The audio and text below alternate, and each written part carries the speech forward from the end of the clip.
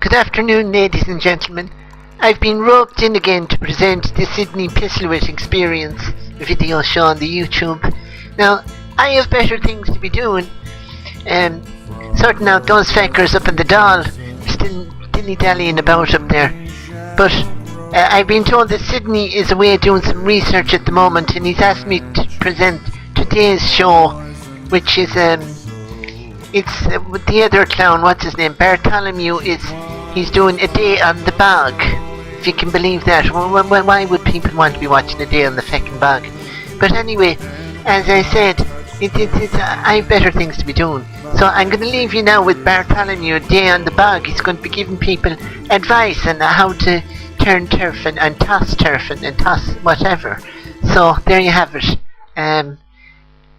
Bartholomew on the bog. 10 for that, Mr. President.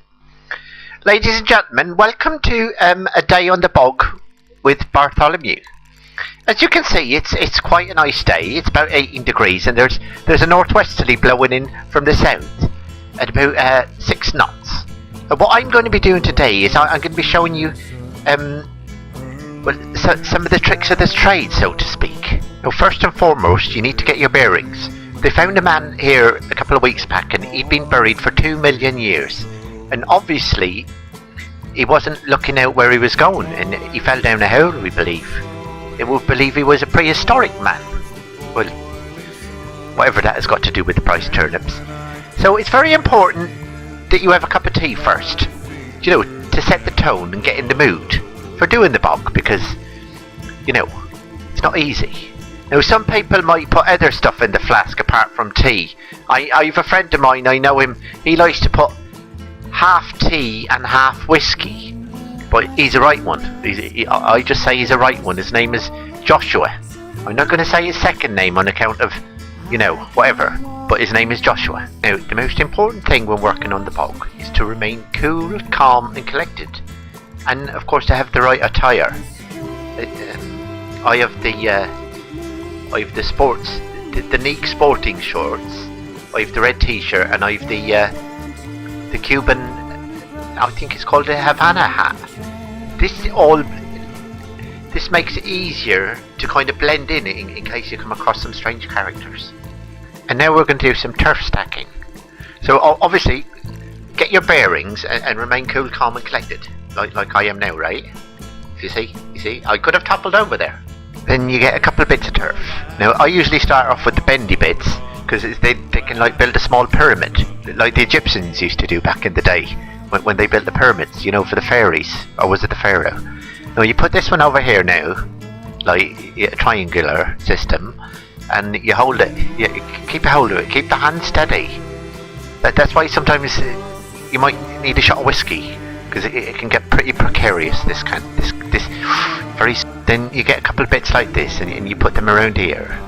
Again, remain cool, calm and collected. It's very important, because any minute this could blow over, or it could topple over, and then it would just be a fucking disaster. Right? So you stick a few small bits in at the side if you want. Obviously, look at this bit here now. This is a big mistake by greenhorns, putting the turf in upside down. You see, the turf is upside down. Alternately, if it's downside up, that's just as bad. A lot of people don't realise that turf has an up and a down, a right and a wrong way. That's what I'm trying to explain now.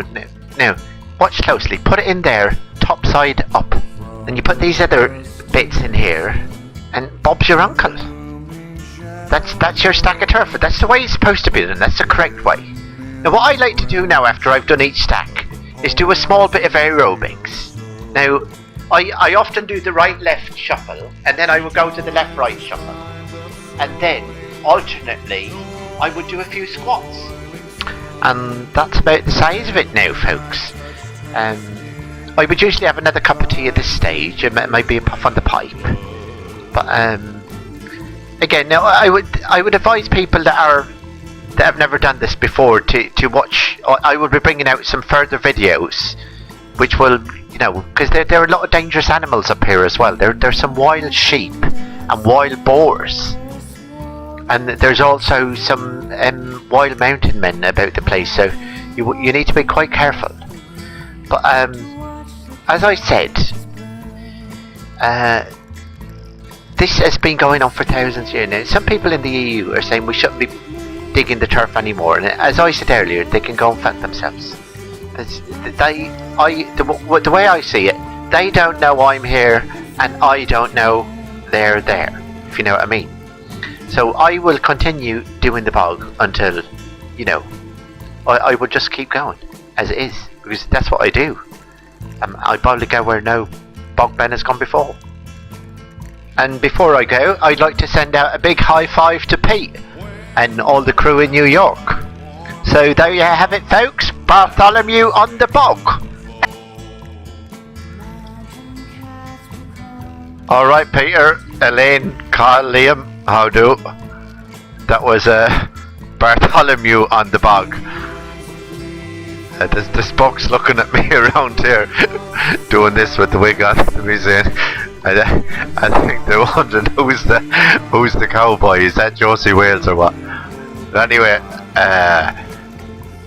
I'm just going to finish this off now, edit it, put a bit of music onto it, and I'll bump it up onto YouTube. You bump it up onto YouTube, that's right, you plonker.